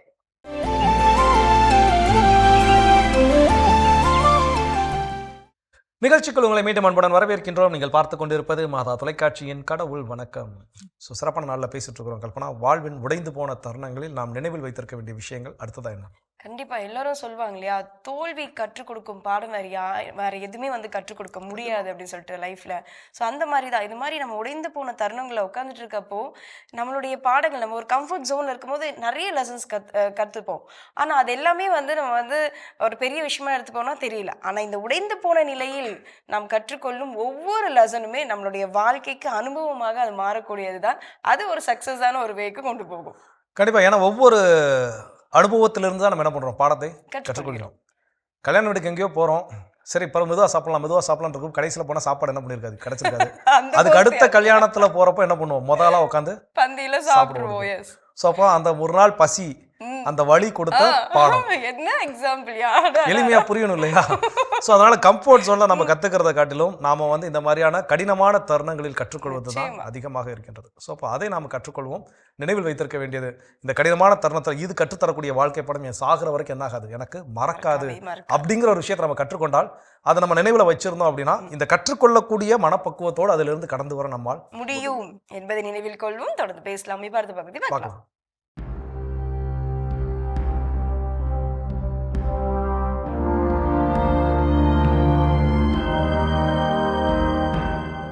மாதா தொலைக்காட்சி நண்பர்களே, உங்கள் அனைவருக்கும் வாழ்த்துக்கள். நண்பர்களே, மகிழ்ச்சியோடும் நிறைவோடும் நாம் வாழ முயற்சி எடுக்கும்போது நமது சிறுமையை நாம் உணர்கிறோம். நான் மிகச்சிறியவன், எனவே உடனடியாக என்ன சொல்கிறோம், என்னால் எதுவும் முடியாது, நான் மட்டும் ஒரு சிறிய செயல் செய்து உலகத்தை என்ன மாற்றவா போகிறேன், எனவே நான் ஒன்றும் செய்யாமல் பேசாமல் இருப்பேன் என்ற அந்த முடிவுக்கு நாம் வந்து விடுகிறோம். இதோ நம்மை பார்த்து இன்று உலக புகழ்பெற்ற விடுதலை போராளி நெல்சன் மண்டேலா அவர்கள் இந்த சொற்றொடரை நமக்கு முன்வைக்கிறார். I alone cannot change the world, but I can cast a stone across the waters to create many ripples. அதாவது, நான் மட்டுமே உலகை மாற்றிவிட முடியாது, ஆனால் நான் தண்ணீரின் பரப்பிலே எரிகின்ற ஒரு கல், தண்ணீரின் மேற்பரப்பில் சிற்றலைகளை அது உண்டாக்கும். அதுபோலவே சிறு சிறு முயற்சிகள் பெரிய மாற்றத்திற்கு வழிவகுக்கும். ஆம் நண்பர்களே, நம்மை மாற்றுவதும் உலகை மாற்றுவதும் நம் எல்லாருடைய கடமை. ஏனென்றால் வெற்றி வாழ்வுக்கும் மகிழ்வோடு வாழ்வதற்கும் வழி தொடர்ந்து நம்மிலே அந்த மாற்றங்களை உருவாக்கி கொண்டே இருப்பதுதான். ஆனால் நம்ம எல்லாருக்கும் ஒரு சிந்தனை, நான் திறமையற்றவன், வசதியற்றவன், எனக்கென்று எதுவும் வலிமை கிடையாது, எனவே நான் முயற்சி செய்து என்ன மாற்றம் வரப்போகிறது? இல்லை இல்லை. இதோ நெல்சன் மண்டேலா அவர்கள் சொல்லுகின்றார் இந்த ஒரு உதாரணத்தை பயன்படுத்தி. தண்ணீருடைய பரப்பிலே நாம் ஒரு சிறிய கல்லை எறிகின்ற போது அது வட்ட வட்டமாக சிற்றலைகள் அந்த நீர்ப்பரப்பின் கடைசி வரைக்கும் போவதை பார்க்கிறோம் தொடர்ந்து. ஆம், அதே போலதான் நான் செய்வது ஒரு மிகச்சிறிய செயலாக இருக்கலாம், ஆனால் அதனுடைய விளைவு இந்த உலகிலே மனிதர் மத்தியிலே எப்படி தண்ணீரின் மேற்பரப்பில் சிற்றலைகள் தொடர்ந்து போவது போல நான் செய்கின்ற ஒரு சிறு நல்ல செயலுடைய தாக்கம் உலகிலே அந்த தாக்கத்தை எப்போதும் ஏற்படுத்தி கொண்டே இருக்கும். ஒரு நாள் அது மிகப்பெரிய மாற்றத்தை கொடுக்கும். பாருங்கள் எவ்வளவு அழகான வார்த்தைகளை நெல்சன் மண்டேலா அவர்கள் சொல்லுகிறார். நான் மட்டுமே உலகை மாற்றிவிட முடியாது, எந்த ஒரு மனிதனும் அதை செய்ய முடியாது. ஆனால் தண்ணீரின் மீது நான் எறியும் ஒரு கல் தண்ணீரின் மேற்பரப்பிலே சிற்றலைகளை உருவாக்குவது போல நான் செய்கின்ற சிறிய ஒரு செயலினுடைய விளைவு அது சமுதாயத்திலே ஒரு மாற்றத்தை கொண்டு வரும். ஏனென்றால் சிறு முயற்சிகளே பெரிய மாற்றத்திற்கு வழி. மீண்டும் கூறுகிறேன், சிறு முயற்சிகளே பெரிய மாற்றத்திற்கான வழி. நாமும் சிறு முயற்சிகளை மேற்கொண்டு நம்மையும் உலகையும் மாற்ற முற்படுவோமா? உங்கள் அனைவருக்கும் வாழ்த்துக்கள். மிக சிறப்பான பகுதி ஆன்றோர் வாக்கு நம்ம பார்த்துட்டோம். உடைந்து போன நிலையில் இருக்கும் பொழுது நாம் நினைவில் வைத்துக் கொள்ள வேண்டியது அடுத்ததாக. ஸோ அடுத்ததான் என்ன அப்படின்னா, நம்ம எல்லாருமே அடிக்கடி என்ன ஞாபகத்தில் வச்சுக்கிறோம் இந்த மாதிரியான பிரச்சனைக்குரிய தருணங்கள் அப்படின்னு பார்த்தீங்கன்னா, இது எனக்கு மட்டும்தான் நடக்குது, இந்த உலகத்துல என்னவோ நான் மட்டும்தான் கஷ்டப்படுறேன், கடவுளுக்கு ஒரு வேலையே இல்லை, எப்போ பார்த்தாலும் என்னைய வச்சு மட்டும் தான் என்ன பண்றாரு, விளையாடிக்கிட்டே இருக்கிறாரு, எனக்கு மட்டும் தான் எல்லா துன்பத்தையும் என்ன பண்றாரு தாராரு அப்படிங்கிற ஒரு மனநிலையில் நாம் இருக்கிறோம் இல்லையா? அதை ஃபர்ஸ்ட் தூக்கி தூர எறிங்க. ஒரே ஒரு விஷயத்தை ஞாபகத்தில் வச்சுக்கோங்க, இந்த உலகில் கஷ்டப்பட்டு இருக்கிறது, இந்த உலகில் கடினமான தருணங்களை அனுபவித்து கொண்டு கடந்து கொண்டு இருப்பது நாம மட்டும் கிடையாது, நம்ம போல பலர் என்ன பண்றாங்க இருக்கிறார்கள். ஒவ்வொருவரும் தன்னம்பிக்கையோடு என்ன பண்றாங்க கடந்து வருகிறார்கள். அதுலயும் போராடி வெற்றி பெற்றவர்கள் தான் இந்த உலகில் வெற்றியாளர்களாக சாதனையாளர்களாக என்ன பண்றாங்க அடையாளப்படுத்தப்படுகிறார்கள். இன்னைக்கு ஒவ்வொரு அது விளையாட்டு துறையாக இருந்தாலும் சரி, இல்லை இன்னும் பல துறைகளாக இருந்தாலும் சரி, ஒரு உச்சத்தை தொட்ட பலர் எல்லாரும் எப்படி பார்த்தீங்க அப்படின்னா எல்லாருமே அந்த கடினமான தருணங்களை கடந்து வந்தவர்களாகத்தான் என்ன பண்றாங்க இருக்கிறாங்க. ஸோ அப்போ இந்த வலியும் வேதனையும் எனக்கு மட்டும்தான் இந்த உலகத்தில் இருக்குங்கிறது கிடையவே கிடையாது. எல்லோரும் வலியும் வேதனையுடன் தான் கடந்து கொண்டிருக்கிறார்கள், நடந்து கொண்டிருக்கிறார்கள் அப்படிங்கிறத நாம மனதில் வைத்திருக்க. என்னை தனிமையில் விட்டுட்டாங்க, நான் தனியா இருக்கேன் அப்படின்னு நினைக்கிறத விட என் கூட இறைவன் இருக்கிறார் என்று சொன்னால் போதும், எல்லாமே நல்லவர் நடக்கும் அப்படின்றதுல சந்தேகம் இல்லை. தொடர்ந்து இஸ்லாமி பார்த்த போகுது பார்க்கலாம்.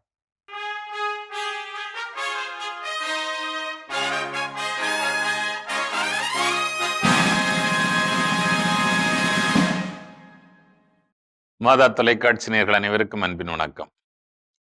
மீண்டும் ஒரு முறை இந்தியராகிய நாம் என்ற இந்த தொடரின் வழியாக உங்களை சந்திப்பதில் மகிழ்ச்சி அடைகிறேன். இதுவரையிலும் மத்திய மாநில அரசுகளுக்கான உறவுகளை பற்றி பல்வேறு கோணங்களில் நாம் பார்த்திருக்கின்றோம். ஏனென்றால் ஒரு கூட்டாட்சி தத்துவத்தினுடைய அடிப்படையே அதுதான். எப்படி ஒரு நாடு இயல்பாக அதனுடைய போக்கிலே இயங்க வேண்டும் என்பதற்கு மிக அழகாக நம்முடைய அரசியலமைப்பு சட்டத்தை உருவாக்கியவர்கள் எழுதி வைத்திருக்கிறார்கள். இன்றைக்கு நாம் பார்க்க இருப்பது இந்த பொருளாதாரத்தின் முதுகெலும்பாக இருக்கின்ற அச்சாணியாக இருக்கின்ற வரி விதித்தல், அதை வசூலித்தல் பற்றிய நடைமுறைகளை பற்றியது. இதை பற்றி கண்டிப்பாக ஒரு சார்ட்டர்ட் அக்கௌண்டன்ட் மாதிரி உள்ளவங்க தான் தெளிவாக பேச முடியும். ஆனால் அரசியலமைப்பு சட்டம் இதை மிகுந்த கருத்தில் கொண்டு, ஏனென்றால் பொருளாதாரம் இல்லை என்றால் இங்கே வாழ்வே இல்லை. எனவே இந்த பொருளாதாரத்திற்குடைய முக்கிய ஆதாரமாக விளங்குகின்ற வரி விதித்தல், அதனை வசூலித்தல், பகிர்ந்தளித்தல், இந்த நடைமுறைகளை பற்றி மிக தெளிவாக விரிவாக பேசுகிறது. வரி விதித்தலை பற்றி நாம் அதிகமாக பார்க்க போவதில்லை, அதனுடைய சில கொள்கைகளை மட்டும் நாம் பார்க்க இருக்கின்றோம். வரி விதித்தல் பற்றி மிக தெளிவாக 264 முதல் 291 வரை உள்ள பிரிவுகள் தெளிவாக பேசுகின்றன. அதில் யார் யாருக்கு என்ன பங்கு என்பதை பற்றி இது தெளிவாக பேசுகிறது. குறிப்பாக இந்த வரி விதித்தலை பற்றி பேசுகிற பொழுது ஒரு விடயம் மிக தெளிவாக சொல்லப்பட்டிருக்கின்றது. அதற்கான அதிகாரம் படைத்தவர்களால் மட்டுமே வரி வசூலிப்பை சட்டமாக மாற்ற முடியும். அந்த அதிகாரம் இல்லாதவர்களால் கண்டிப்பாக வரி விதிப்பை அமுல்படுத்த முடியாது. அது மிக தெளிவான பாயிண்ட். அதுதான், அதாவது one who is authorised by law, சட்டத்தினுடைய அதிகாரம் பெற்றவர்கள் மட்டுமே வரி விதிப்பை செய்ய முடியும். அப்படின்னு அரசுகள் மட்டுமே. அரசு நமக்கு தெரியும், அது 3 தளங்களில் செயல்படுகிறது: மத்திய அரசு, மாநில அரசு, உள்ளாட்சி அரசுகள். இந்த 3ம் இவை இணைந்துதான். இவைகளை தவிர வேறு யாருக்கும் இந்த நாட்டில் வரி விதிக்கிற அதிகாரம் கிடையாது என்பதை தெள்ள தெளிவாக அரசியலமைப்பு சட்டம் சொல்லிவிடுகிறது. இரண்டாவதாக, மத்திய அரசு வரி விதிக்கிறது. அந்த மத்திய அரசினுடைய வரியை வசூலிப்பவர்களுடைய பொறுப்பு யாருக்கு கொடுக்கப்பட்டிருக்கிறது என்றால் மாநில அரசுகளுக்கு தான் கொடுக்கப்பட்டிருக்கிறது. மாநில அரசுகள் தான் அதை வசூலித்து மத்திய அரசுக்கு செலுத்துகின்றன. இந்த மாநிலங்களுக்கு மத்திய அரசு பகிர்ந்தளிக்க வேண்டிய கடமையை மத்திய அரசு கொண்டிருக்கிறது. அதுக்கு அதற்கான அந்த முன்னாடி நிதி கமிஷன் அப்படி இருந்துச்சு. இப்போதும் நிதியமைச்சருடைய தலைமையில் கூடுகின்ற அந்த குழு கண்டிப்பாக எந்தெந்த மாநிலங்களுக்கு தேவையான அல்லது உரிமையான தொகையை அளிக்க வேண்டும் என்பது அரசியலமைப்பு சட்டத்தினால் கடமையாக்கப்பட்டிருக்கின்றது. எனவே யாரும் இங்க பிச்சை போடுறதெல்லாம் கிடையாது. மாறாக இங்க என்ன நடக்கும் அப்படின்னா, இந்த மக்களுடைய வரியை வசூலித்து மாநில அரசுடைய தொகுப்பு நிதிக்கு செலுத்துகிற பொழுது, மத்திய அரசுடைய தொகுப்பு நிதிக்கு செலுத்துகிற பொழுது, மத்திய அரசிடமிருந்து மாநிலங்களுக்கு உரிமையான தொகையை உரிய காலத்தில் கொடுக்க வேண்டும். அதான் முக்கியம். உரிய காலத்தில் கொடுக்க வேண்டும். அப்போதுதான் மாநிலங்களுடைய வளர்ச்சி சமசீராக இருக்க முடியும். எனவே மாநிலங்களுக்கும் மத்திய அரசுக்கும் இடையே இருக்கின்ற இந்த உறவு முறையை பற்றியும் அரசியலமைப்பு சட்டம் தெளிவாக சொல்லி இருக்கிறது. அதுபோக ஒருவேளை சில நேரங்களில் சில பின்தங்கிய மாநிலங்கள், நமக்கே தெரியும், நம்முடைய இந்தியாவிலும் கூட சில மாநிலங்கள் வளர்ச்சி அடைந்தவையாக இருக்கின்றன, சில மாநிலங்கள் பின்தங்கியவையாக இருக்கின்றன.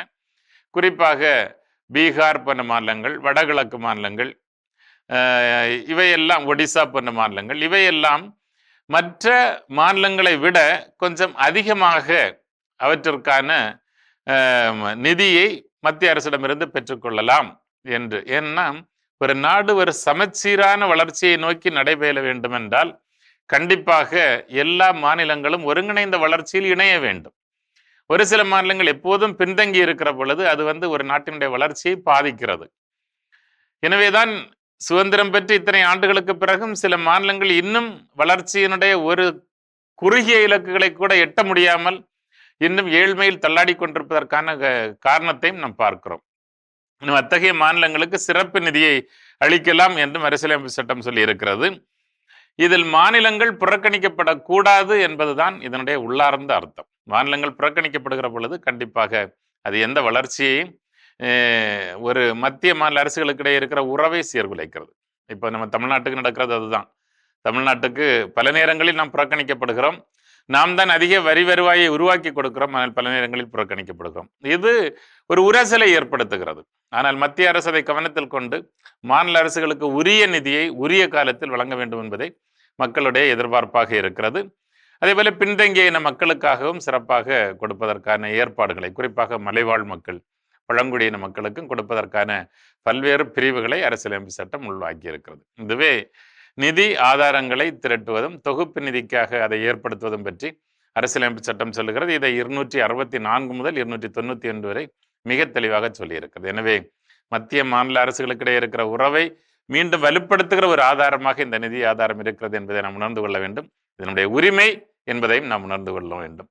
இந்த நாளில் இணைந்தமைக்காக உங்களுக்கு நன்றி, வணக்கம். அருமையான இந்தியராகிய நாம் பகுதி பார்த்துட்டோம். அதோட இன்னைக்கு நம்ம பேசிட்டு இருக்கிறோம் கடவுள் வணக்கம் நிகழ்ச்சியில உடைந்து போன தருணங்களில் நாம் நினைவில் வைத்திருக்க வேண்டிய விஷயங்கள். அடுத்ததா என்ன? இப்படிப்பட்ட தருணங்கள் இருக்கப்போ நம்ம எல்லோருமே என்ன நினைப்போம்னா, யார்ட்டையாவது கண்டிப்பாக இந்த இடத்துல நம்ம எல்லோருக்குமே உதவி அப்படின்றது ஒன்று தேவைப்படும் இல்லையா? ஸோ இதை நம்ம போய் மற்றவங்க கிட்டே கேட்குறப்போ நம்மளை பற்றி அவங்க என்ன நினைப்பாங்களோ, இல்லை நம்ம இன்னும் தப்பாக பார்க்கப்படுவோமோ அப்படின்னு நினைக்கிறத விட நம்ம போய் உதவி கேட்கறது நல்லது. அந்த உதவி கேட்கறது நம்மளுடைய பலவீனம் அப்படின்னு நினைக்காதீங்க, அதுதான் நம்முடைய பலம் அப்படின்றத நினைக்கணும். நம்ம நிறைய நேரங்கள் என்ன நினச்சிக்கிறோன்னா, போய் உதவி கேட்டால் அதை நம்முடைய பலவீனமாக நினைத்துக்கொள்கிறோம். அதை உணராமலே இருக்கிறோம். அது ஒரு பக்கம் இருக்குது. ஏன் அப்படின்னா, நான் சில வேலைகள் கல்லூரியில் வேலை பார்க்கும்போது சரி, படிக்கும்போது சரி, வேலை கொடுத்தாங்கன்னா நான் யார்ட்டையும் போய் ஹெல்ப்லாம் என்ன பண்ண மாட்டேன், கேட்க மாட்டேன். அதை நானே என்ன பண்ணிடுவேன், செஞ்சு முடிச்சிடணும் அப்படின்னு சொல்லி செஞ்சுக்கிட்டே இருப்பேன். அப்போ ஒரு முறை ஆசை, ஏன்டா அதை இன்னொருத்தன்ட்ட கொடுத்தா உனக்கு என்னதான் பிரச்சனை, இல்லை இதை நானே செஞ்சுருந்தேன் அப்போ நீ பயப்படுற, மற்றவன்கிட்ட பேசுறதுக்கு என்ன பண்ற, பயப்படுற. அப்புறம் தான் யோசித்து பார்க்குறப்போ ஆமா அது உண்மை. ஏன்னா இன்னொருத்தர் போய் இதை எனக்கு நீங்க செய்யுங்க, ஒருவேளை அவங்க முடியாதுன்னு சொல்லிட்டாங்கன்னா நம்ம என்ன பண்ண போறோம், இந்த மாதிரியான ஒரு பயத்திலேயே என்ன பண்றதுன்னா பிறரை அணுகுவதே கிடையாது. ஸோ அப்போ பிறரை போய் கேட்கற உதவி கேட்கறது அப்படிங்கிறது பலவீனம் கிடையாது, அது பலம். எல்லாருக்குமே அது என்ன பண்றது இயல்பா வர்றது கிடையாது.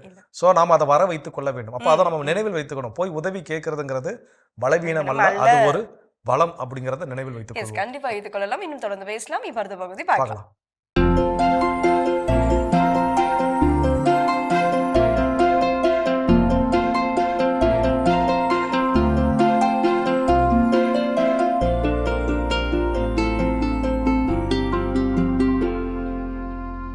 அனைவருக்கும் வணக்கம்.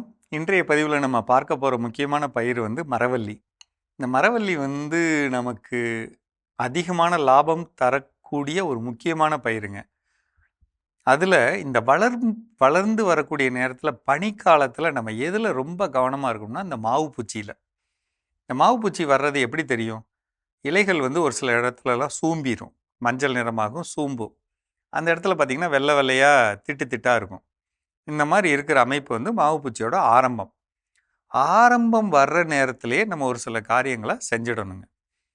இந்த நேரத்தில் வாரம் ஒரு முறை நம்ம நிலத்தை ஆய்வு செய்யணும், இலைகளை மேலே சுற்றி பார்க்கணும், செடியை வந்து நல்ல ஆரோக்கியமாக வச்சுருக்கணும். அதுக்கு தண்ணி கொடுக்கணும். தண்ணீர் சரியாக தரையில் இருக்கணும், சரியான இடைவெளியில் தண்ணி பாய்ச்சிக்கணும். அந்த மண்ணுக்கு ஏற்ற மாதிரி பாய்ச்சின ஈரத்தில் என்னென்ன சத்துக்கள் நம்ம கொடுக்கணுமோ அதை கரெக்டாக கொடுத்தணும். உதாரணத்துக்கு 200 லிட்டர் தண்ணியில் 3 லிட்டர் மீன் அமிலம், 1 லிட்டர் பாஸ்வா பாக்டீரியா, 1 லிட்டர் பொட்டாஷ் பாக்டீரியா, இது அடிப்படை. அது கூட 1 லிட்டர் ட்ரைகோடர்மா விரிடி கலந்துக்கணும், கொடுத்தணும் தரையில். ரைட்டுங்களா? இது கூட முடியும்னா ஹியூமிக் அமிலம் 2 லிட்டர் கலந்துக்கணும். 2-3 லிட்டரோ கலந்து கொடுத்துட்டோம்னா ஒரு மாதத்துக்கு ஒரு தடவையாவது இந்த மாதிரி அமைப்பில் கொடுத்துக்கணும். அடுத்த தண்ணிக்கெலாம் மீன் அமிலம் மட்டும் கொடுக்கலாம். இதை பண்ணிட்டோம்னாலே பயிர் வந்து திடமாக இருக்கும். அப்போ இந்த மாவு பூச்சி வந்து உட்காராது, பயிர் ஷைனிங்காக இருக்கும். மாவு பூச்சி எந்த இடத்துக்கு வரும் தெரியுமா? எந்த நேரத்தில் இலைகள் ஒரு காய்ந்த நிலைமை இருக்கோ அங்கே தான் அது வரும். ரைட்டுங்களா? ஒரு பளபளப்பாக இருக்கிறப்ப வராது. இதை பார்த்துக்கணும். இதே மாதிரி வாய்ப்பு கிடைக்கிறப்ப 100 லிட்டர் தண்ணிக்கு இந்த கத்தாழை இருக்குது பார்த்தீங்களா? கத்தாழையை நம்ம தோலை சீவிட்டு 3லேருந்து 5 கத்தாழை 10 லிட்டருக்கு அதை கரைச்சி மிக்சியில் அடிச்சுட்டு கூட இல்லை கையில் கரைச்சிட்டு கூட உள்ளே போட்டு அடித்து விட்றணுங்க செடியில். அடித்தாலே நமக்கு ஒரு பளபளப்பு நம்ம செடியில் இருக்கும். இது மரவள்ளிக்கு மட்டும் இல்லைங்க, எல்லா பயிருக்குமே. கற்றாழை அடிச்சிங்கனாலே ஒரு பளபளப்பு இருக்கும். அது இருந்தாலே பூச்சிகள் வராது. 2வது. 3வது, நம்ம தெளிப்பு முறையில் 2 தடவையாவது, ஒரு மாதத்துக்கு 2-3 தடவை 100 லிட்டர் தண்ணியில் 1 லிட்டர் சூடோமோனாஸ், 1 லிட்டர் மீன் அமிலம், இல்லை 2 லிட்டர் பஞ்சகாவியா, இல்லை 2 லிட்டர் ஈயம் கரைசல், அது கூட 1/2 லிட்டர் ஹியூமிக் அமிலம், 1/2 லிட்டர் கடல் பாசி உரம், இதை கலந்து தெளிச்சிடணும். பூமியில் 15 நாளைக்கு ஒரு முறை 200 லிட்டர் தண்ணியில் 15 கிலோ கல் சுண்ணாம்பு அல்லது கிளிஞ்சல் சுண்ணாம்பு அல்லது சுண்ணாம்பு பவுடர் கலந்து தரையில் கொடுத்துடணுங்க. இது கவனம் வச்சுக்கணுங்க, கண்டிப்பாக கொடுக்கணும். இதை செஞ்சிட்டாலே மரவள்ளி கிழங்கு வைக்கிற செயல்பாடு நடக்கும். இதில் வந்து நம்ம ஏற்கனவே செய்யாமல் இருந்தோம்னா இந்த ராக் பாஸ்பேட் இருக்கு இல்லைங்களா, 100 கிலோ நம்ம சாணத்தோட கலந்து இப்போ கொடுத்துடணும். இது ஏன் அப்படின்னா வேர் அதிகம் வச்சா தான் நமக்கு கிழங்கு வைக்கும். இந்த வேர் விடணும்னா மணிச்சத்து வேணும், அதுக்கு ராக் பாஸ்பேட் வைக்கணும், அல்லது எலும்பு உரம் வைக்கணும், அல்லது பாஸ்போ பாக்டீரியா 1 ஏக்கருக்கு 1 லிட்டர் அல்லது 2 கிலோ தரமான பொருள் வாங்கி கொடுக்கணுங்க. இந்த மற்ற பொருள்லாம் ஒரு தடவை கொடுத்தா போதும். பாஸ்போ பாக்டீரியானா 15 நாளைக்கு ஒரு முறை 2 அல்லது 3 தடவை கொடுக்கணும். அது கூட கிழங்கு வச்சிருச்சுன்னா பொட்டாஷ் பாக்டீரியா கொடுக்கணும், ரைசோபியம் கொடுக்கணும். இந்த மாதத்தில், அதாவது பனி மாதங்களில் இது ரொம்ப முக்கியங்க. எல்லா இடத்துலையும் கிடைக்குதான்னு பாருங்கள், இடத்த சுத்தமாக வைங்க. அழுகல் எங்கேயாவது வருது அப்படின்னா கொஞ்சம் கூடுதல் கவனம் செலுத்திக்கணும். எங்கே இலையில் பாதிப்பு வருது அதை பார்த்துக்கணுங்க. இந்த நேரத்தில் சின்ன பயிராக இருக்கும் பட்சத்தில் வைரஸ் நோய் வருதுன்னா இலையெல்லாம் கசங்கின மாதிரி நெளிஞ்ச மாதிரி இருக்கும், மஞ்சள் நிறத்தில் இருக்கும். நிறைய கோடுகள் இருக்கும். இந்த மாதிரி அமைப்பு வருதுனாலே புளிச்ச மோர் 10 லிட்டருக்கு 1 லிட்டர் கலந்து தெளிச்சணும். ஜீவாமிர்தம் போட்டு வச்சுக்கணும். ஜீவாமிர்த தண்ணியை வடிகட்டி அப்படியே டேங்க்கில் ஊற்றி அடிச்சு விட்றணும். அது கூட டேங்க்குக்கு 100 மில்லி சூடோமோனாஸ் கலந்துக்கலாம், 50 மில்லி கடல் பாசி உரம் கலந்துக்கலாம். இதை கொடுத்துறது ரொம்ப முக்கியங்க. இந்த கவனம் செலுத்தும் போது மரவள்ளியில் ஒரு முறையான நகர்வை, இந்த மாதத்துக்கான நகர்வை கொடுத்துடலாம். நான் சொன்னதெல்லாம் நீங்கள் அப்படியே யோசிச்சு பாருங்கள், ஒரு பேப்பரில் எழுதி பாருங்கள். ஒருவேளை அதில் உங்களுக்கு ஏதாவது சந்தேகங்கள் இருந்தால் திருப்பி வாட்ஸ்அப்பில் கேளுங்கள், அது ஃபோன் பண்ணி கேளுங்க, இங்கே கீழே கொடுத்துருக்க நம்பரில் கேளுங்க. ஆனால் இது ரொம்ப முக்கியம், சரிங்களா? மரவள்ளியில் ஜெயிச்சாகணும் நம்ம. அப்போ தான் காய் வந்து, அதாவது கிழங்கு வந்து நல்ல எடையோடு கிடைக்கும் சாம்பல்லாம் கொடுக்குறப்ப, சரிங்களா? பார்த்துக்கங்க. மீண்டும் சந்திப்போம். மிக சிறப்பான பகுதி உழவும் உயர்வும் நம்ம பார்த்துட்டோம் ஜோ. உடைந்து போன நிலையில் நாம் இருக்கும் பொழுது நாம் நினைவில் வைத்துக் கொள்ள வேண்டியது அடுத்ததாக. ஸோ அடுத்ததாக என்ன அப்படின்னா, ஒரே நாளில் ஒரே நொடி பொழுதுல எல்லாவற்றையும் மாற்றிவிட முடியுமா அப்படின்னு கேட்டால் கிடையாது. நம்ம ஒன்றும் மந்திரவாதி கிடையாது. அப்படியே மேஜிக் சொற்கள் எல்லாம் சொல்லி உடனே அதை மாற்றி காட்டுவதற்கு அப்படி நடக்கிறதுக்கு வாய்ப்பே கிடையாது. ஸோ அப்போ இன்றைய நாள் நான் ஒரு கடினமான தருணத்தில் இருக்கிறேன். இதிலிருந்து நான் வெளிவருவதற்கு எனக்கு 2 நாள் எடுக்கலாம், 3 நாள் எடுக்கலாம், 1 மாதம் எடுக்கலாம். அந்த சூழலை பொறுத்து என்ன பண்ணும், காலம் என்பது வேறுபடும். அப்போ நான் இன்னைக்கு அதிலிருந்து வெளிவருவதற்கு இன்னைக்கு நான் எத்தனை ஸ்டெப் எடுத்து வைக்கணும், அதை மட்டும் நான் எடுத்து வச்சா போதுமானது. ஒரே நாள்ல நான் எல்லாவற்றையும் என்ன பண்ணணும், சரி செய்யணும்னு நினைக்கிறேன். கண்டிப்பா அது என்ன அப்படின்னா, நமக்கு பெருசா தெரியும், நம்மளால அடி எடுத்து வைக்கவே முடியாது. இது ரொம்ப பெருசா இருக்குது, இதை எப்படி நான் செய்ய போறேன், இவ்வளவு பெரிய கடன் பிரச்சனை இருந்து எப்படி நான் வெளிவர போறேன். அப்போ சிறிது சிறிதாக இன்னைக்கான அடிகள் எத்தனை எடுத்து வைக்கணுமோ அதை மட்டும் எடுத்து வச்சா நிச்சயமாக அதுல இருந்து வெளிவரலாம். கண்டிப்பா அதுக்கான பிரதிபலன் நமக்கு வந்து கிடைக்கும் அப்படின்றத சந்தேகமும் இல்லை. தொடர்ந்து பேசலாம். இப்ப அடுத்த பகுதி பார்க்கலாம்.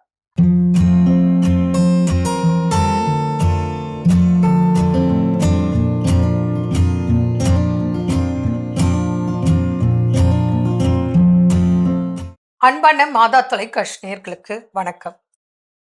சம்மர் மாத்திரம் இல்லை, எப்போ வேணாலும் யாருக்கு வேணாலும் இந்த கிட்னி ஸ்டோன் ஒரு பெரிய பிரச்சனை. சம்மரில் இந்த கிட்னி ஸ்டோன் இன்னும் அதிகமாக காணப்படுது. காரணம் என்னன்னா, ஜென்ரலாக கிட்னி ஸ்டோன் அப்படின்னா நம்ம சரியாக முறையாக உணவு கடைப்பிடிக்கணும். தண்ணி நல்லா குடித்தாலே உங்களுக்கு ஸ்டோன் உருவாவது தடுக்க முடியும்.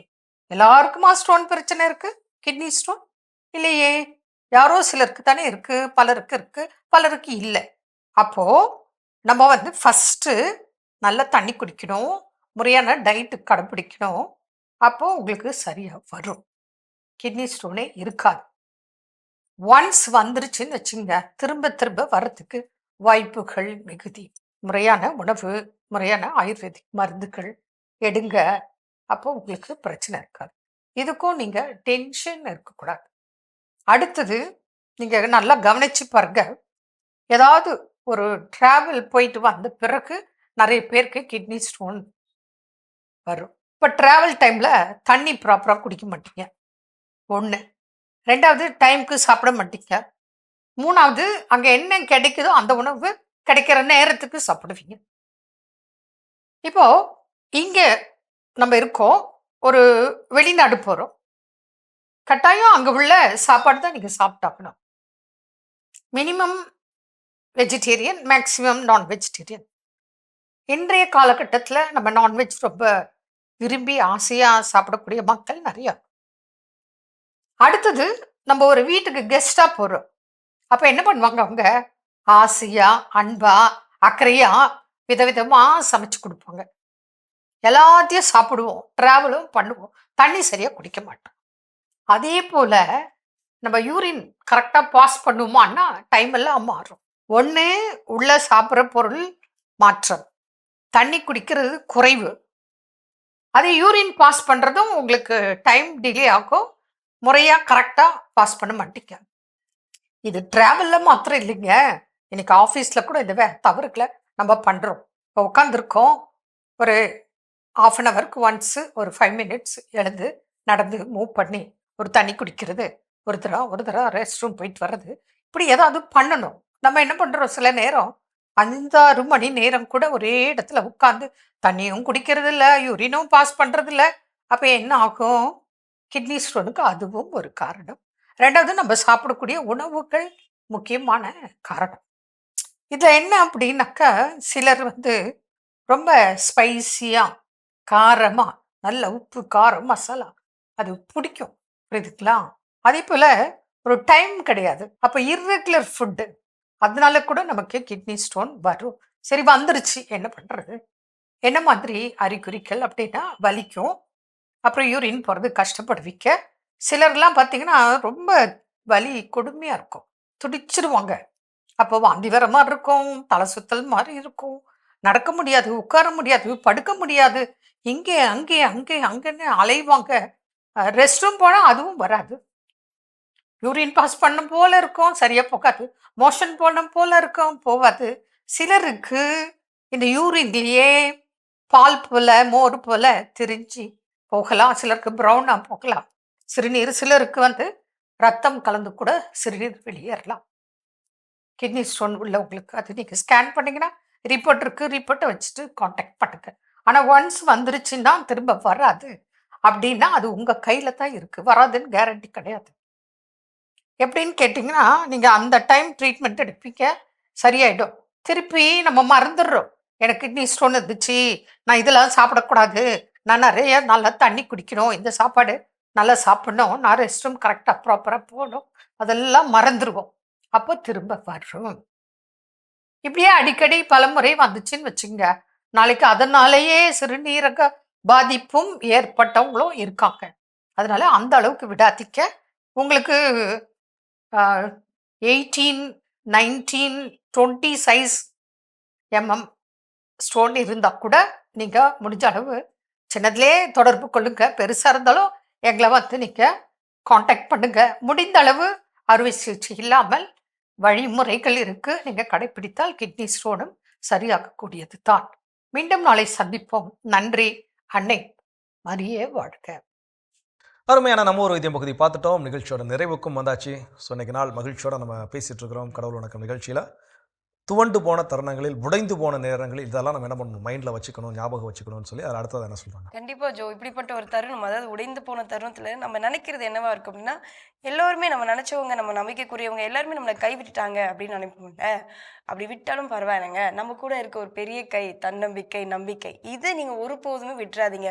உங்களுடைய எல்லாமே முடிஞ்சு போச்சு அப்படின்னு நினைக்கிறப்போ நம்மளுடைய முதல் தொடக்கமா இருக்கிறது நமக்குள்ள இருக்கிற நம்பிக்கை தான் அப்படின்றத நினைவில் வைத்துக்கணும். கண்டிப்பா எல்லா இடங்களையுமே பிரச்சனைகள் முற்றி போய் எல்லாம் முடிஞ்சிருச்சு அப்படின்னு நினைக்கக்கூடிய அந்த இடத்தில் பிறப்பதுதான் நம்பிக்கை. அது நிச்சயமாக ஒவ்வொரு இடத்துலையும் பிறக்கத்தான் செய்யுது. இதை சொல்லும்போது திரு விஜய் ஆண்டனி அவருடைய இசையில் வந்து ஒரு பாடல், அவருடைய முதல் படம் அப்படின்னு நினைக்கிறேன், நான் அப்படிங்கிற படம், அதாவது இசையமைப்பில் இல்லை, நடித்த முதல் படம். அதில் வந்து உலகினில் மிக உயரம் அப்படின்னு சொல்லி ஒரு பாடல் ஒன்று உண்டு. அதில் வந்து ஒரு வார்த்தை அழகாக இருக்கும், இருளில் இருந்தே வெளிச்சம் பிறக்கும் எப்போதும் அப்படின்னு சொல்லி. அப்போ அது போல தான் நம்முடைய வாழ்க்கை முடிந்தது அப்படின்னு நினைக்கக்கூடிய அந்த தருணத்திலிருந்து பிறப்பது தான் நம்பிக்கை. அந்த நம்பிக்கையை நம்ம மைண்டில் எப்பவும் வச்சிருக்கணும். ஓகே, இது ஒரு எனக்கு ஒரு இது வந்து ஒரு டெட் எண்டாக எனக்கு தெரியுது, அந்த டெட் எண்டில் எனக்கான பாதை நிச்சயமாக இருக்கும். அந்த நம்பிக்கையோடு நம்ம பயணிக்கின்ற பொழுது எவ்வளோ பெரிய கஷ்டமாக இருந்தாலும் சரி, எவ்வளோ பெரிய இக்கட்டான சூழலாக இருந்தாலும் சரி, அதிலிருந்து நம்மால் கடந்து வர முடியும். ஸோ சிறப்பான நாள், சிறப்பான சிந்தனை. இந்த சிந்தனை கொடுத்த கடவுளுக்கு நன்றி சொல்லி இன்னைக்கு நாளில் யார் யார் திருமண நாள், பிறந்த நாள் கொண்டாடுறாங்கன்னு பார்க்கலாம். அதில் குறிப்பாக இன்னைக்கு வந்து குளித்துறை மறை மாவட்டத்தினுடைய ஆயர் மேதகு ஆல்பர்ட் அனஸ்தாஸ் அவர்கள் ஆயராக திருநிலைப்படுத்தப்பட்ட நாளை இன்னைக்கு கொண்டாடுகிறார். ஸோ அவருடைய உடல் உள்ள சுகத்திற்காக நாமளும் ஜெபிக்கலாம், நண்பர்களையும் ஜெபிக்க சொல்லி கேட்டுக்கலாம். இணைந்து இன்னைக்கு யாரெல்லாம் விழா காண்றாங்களோ அதையும் பார்க்கலாம்.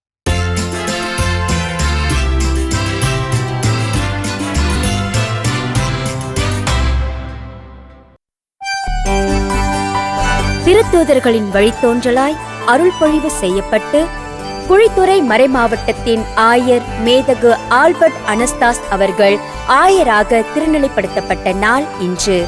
ஆயர் அவர்களின் இறையாட்சி பணி மேலும் சிறக்க மாதா தொலைக்காட்சியின் வாழ்த்துக்களும் ஜெபங்களும். கோவை ராமநாதபுரத்தை சேர்ந்த மேரி ஜெயராக்கினி இன்று தனது பிறந்த நாளினை கொண்டாடுகிறார். இவரை வாழ்த்துபவர்கள் தம்பி, குடும்பத்தினர், உறவினர்கள் மற்றும் நண்பர்கள். ஏடன், லியாண்ட்ரோ, ஆட்லினா, லொரென்சா இன்று தங்களது பிறந்த நாளினை கொண்டாடுகிறார்கள். இவர்களை வாழ்த்துபவர்கள் அப்பா, அம்மா கேத்தி, லோரன், தாத்தா, பாட்டி, அத்தை கிறிஸ்டி, மாமா ஃபெலிக்ஸ், சித்தப்பா ஜாய், அத்தைகள், மாமாக்கள், மெல்வின், ரியா, குடும்பத்தினர், உறவினர்கள் மற்றும் நண்பர்கள். மிக சிறப்பான விழாக்கோளும் நம்ம பார்த்துட்டோம். எஸ், இன்றைய நாளில் யாரெல்லாம் விழா கொண்டாடினாங்களோ அவங்க எல்லோருக்கும் நம்முடைய வாழ்த்துக்களை தெரிவிச்சுக்கலாம். அது மட்டும் இல்லாமல் அவங்களுக்கான சிறப்பான இறையாசிர் காத்துட்டு இருக்கு, பார்க்கலாம்.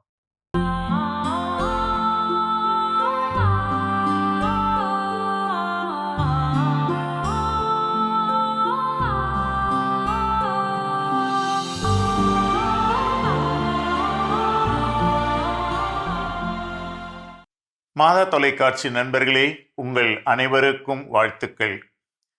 இதோ ஏசாயா 43ஆம் அதிகாரம் முதல் வசனத்தின் வழியாக இன்று ஆண்டவர் நம்மோடு பேசுகின்றார்.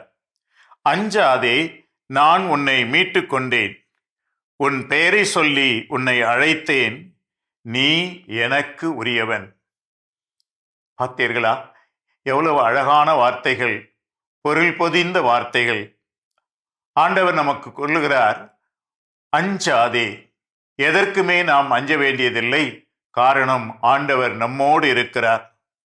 நான் உன்னை பெயர் சொல்லி அழைத்திருக்கிறேன், எனவே நீ எனக்கு உரியவன். ஒரு குழந்தை தன் தாய்க்கு உரியவர் என்பதை உணரும்போது அந்த குழந்தைக்கு எந்த பயமும் கிடையாது.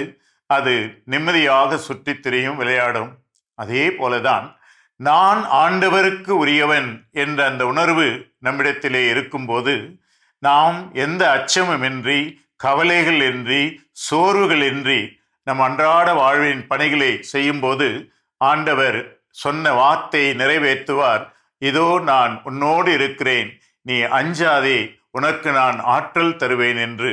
அந்த ஆண்டவரின் ஆற்றலை இறுக பற்றி கொண்டு இன்று நாம் செய்கின்ற ஒவ்வொரு வேலையிலும் அவர் துணை நமக்கு உண்டு என்ற அந்த எதிர்நோக்கோடு புறப்படுவோம்.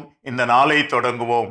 எல்லாம் வல்ல இறைவன், தந்தை, மகன், தூய ஆவியார் உங்கள் அனைவருக்கும் ஆசி வழங்குவாராக. ஆமேன். மிகச்சிறப்பு. நம்ம அன்பாயரோட இறையாசர் நம் அனைவருக்கும் நிறைவாக கிடைச்சிருக்குது. ஸோ இந்த மகிழ்ச்சியான நாளில் நாம் கற்றுக்கொண்ட ஒரு சிறப்பான பாடம், வாழ்வில் துவண்டு போன தருணங்களில், தோல்வி அடைந்த நேரங்களில், உடைந்து உருக்குலைந்து போன தருணங்களில் என்னென்ன விஷயத்தெல்லாம் நம்ம மைண்டில் வச்சுக்கணும். அப்போ இந்த விஷயத்தை அந்த தருணத்தில் மட்டுமில்லை, ஒவ்வொரு நாளும் ஒவ்வொரு நொடி பொழுதும் இதை நாம் நினைத்து கொண்டே இருந்தால் நிச்சயமாக நம்பிக்கையோடு வாழ்வில் வெற்றி பெற முடியும். சிறப்பான சிந்தனை கொடுத்த கடவுளுக்கு நன்றி சொல்லி இன்னைக்கு நம்ம நிகழ்ச்சி நிறைவு செஞ்சதனால இனிதே தொடங்கலாம். அன்பானவர்களே, முயன்று செயல்படுவோம், வெற்றிகள் காண்போம், மகிழ்ந்திருப்போம் என்ற இந்த சிந்தனையோடு இன்றைய கடல் வணக்கம் நிகழ்ச்சியை நாங்கள் நிறைவு செய்கிறோம். இந்த நாள் இனிய நாளாக அமைய மாதா தொலைக்காட்சியின் வாழ்த்துக்களும் ஜபங்களும். மீண்டும் உங்களை கடவுள் வணக்கம் நிகழ்ச்சியில் சந்திக்கும் வரை உங்களிடமிருந்து விடைபெறுகின்றோம். இயேசுவுக்கே புகழ். நீ ஆர்ட்ஸ் தானடா படிச்ச, எப்படி ஐடியில் வேலை பார்க்குற? எந்த டிகிரினாலும் பரவாயில்லண்ணா. சென்னையில் இருக்க எஸ்எல்ஏ ஐடி ட்ரைனிங் இன்ஸ்டியூட் தான் நான் ட்ரைனிங் எடுத்தேன். மாதம் 30,000 சம்பாதிக்கிறேன். சூப்பர்டா. For IT training and placement, contact 8870767784.